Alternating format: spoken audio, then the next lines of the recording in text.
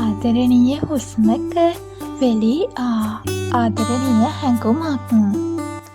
Maggie වතුර එකක් ගන්න මගේ. පියසලි මැණිකේ කෑගසන්නට වුණා. එය ඇසුණු මැගීද වතුර වීදුරුවක් රැගෙන බංකුව අසලට දිවා ආවා.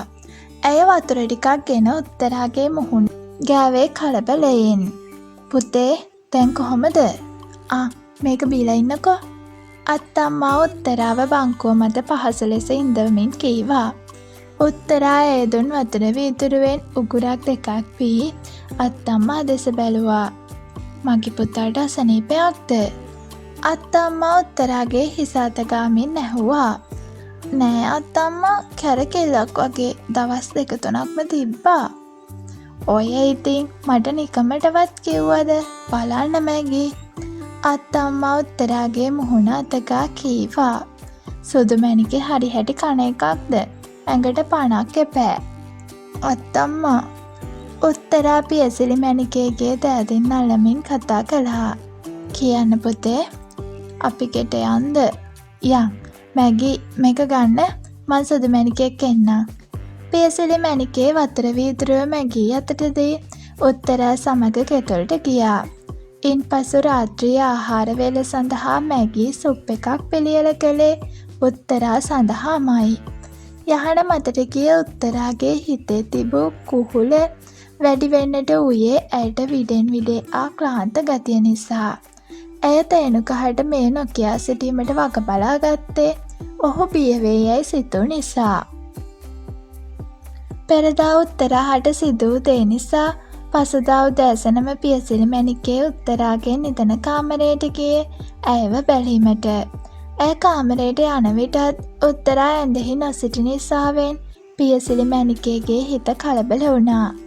ඇය කෝකටත් කියා නාන කාමරය වෙත ගියේ එහි දොර විවරව බල්බයද දැල්වෙමින් තිබූ නිසා. සුදුදුව, මොකද මේ දරුවෝ? අත්තම්මා කෑගසමින් බිම ඉදන්නුන් උත්තරා නැගිට්ට වන්නට වෙරදැරුවා. අත්තම්මා, මට බයයි.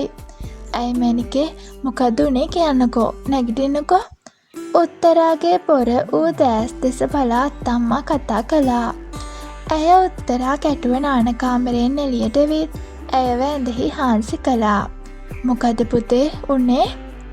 අත්තම්මා උත්තරාගේ හිස අත ගාමින් ඇහුවා. උදේ මං පහළට එන්න හිතාගෙන ඇඳෙන් බහින්න නැගිට්ටා. ඒ එක්කම වමන ගියා අත්තම්මා. මං දුවන් ගියේ වොෂ්රූම් එකට. වොමිට් කරලා විනාඩියක් නෑ ආයෙ කැරකෙල්ල වගේ. ඒකයි මං බිම ඉඳගත්තේ. අනේ අත්තම්මා, හිතට හරි නෑ මගේ.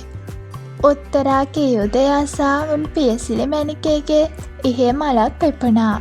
ඇය සතුට දෑසතිව උත්තරාගේ මුහුණ ආදරයෙන් ඉම්බ හිස අත ගෑවා.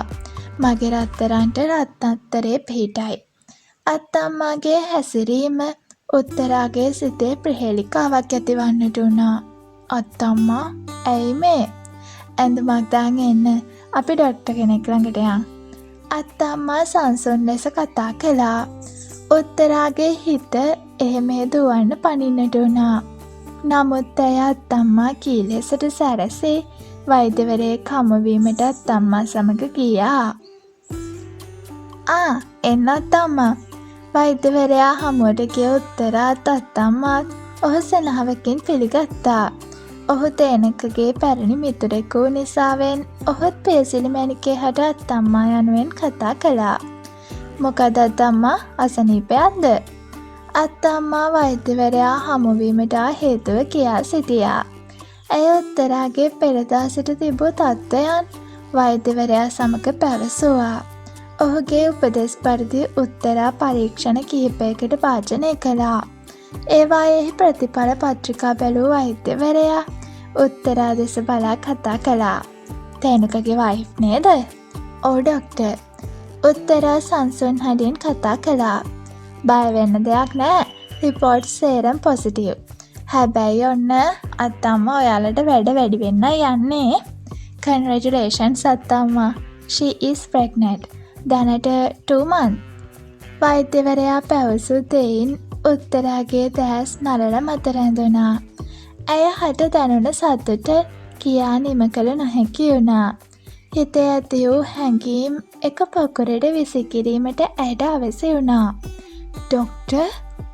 උත්තරාගේ මුවින් එවදන් පිට වූයේ දැස් තෙත් කරගෙනමයි. උත්තරා ගොඩක් පරිස්සම් වෙන්න. ලේ වඩන කෑමම ගන්න පුළුවන් තරම්. ඇඟ වීක් කරන්න මෙපා. උත්තරාහට වෛද්‍යවරයා බොහෝ උපදෙස් ලබා දුන් අතර ඇය වෛද්‍යවරයා හමුවට පැමිණිය යුතු දිනද පැවසූ විට ඔවුන් එතනින් පිටව යන්නට සූදානම් වූ විට වෛද්‍යවරයා පියසිරි මැණිකේ හැට කතා කළා. අත්තම්මා, ඕනෙම හදිසියකදී මට කතා කරන්න. එන්න බැරි නම් මං හරි එන්නම්. අනේ ඩොක්ටර්, වචනේත් වටිනවා. තේනුක කරපු උදව්වලට මේවා මොනවද අත්තම්මා? පරිස්සමට යන්න. ඔහු පියසිරි මැණිකේ හට සමුදුන්නා. උත්තරා සමග වාහනයට ගොඩ වූ පියසිරි මැණිකේ උත්තරාගේ දෑත අල්ලගෙන හඬන්නට වුණා. අනේ අත්තම්මා, ඇයි මේ? සතුටට පුතේ, සතුටට. උදේ මට සැකේට හිතුණට මං හිතුවේ නෑ ඒක ඇත්තක් කියලා. අනේ අත්තම්මා. උත්තරා අත්තම්මා වැළඳ ගත්තා. නිවස බලා ඔවුන් මැගී හටද සුභ ආරංචිය කියූ පසු ඇයද සතුට කඳුළු හෙළුවා. උත්තරා ඉක්බිතිව ගොස් තේනුකහට ඇමතුමක් ලබා ගත්තා. ඒ අතර වාරේ පියසිරි මැණිකේ උත්තරාගේ මවටද මෙය සැලකලා.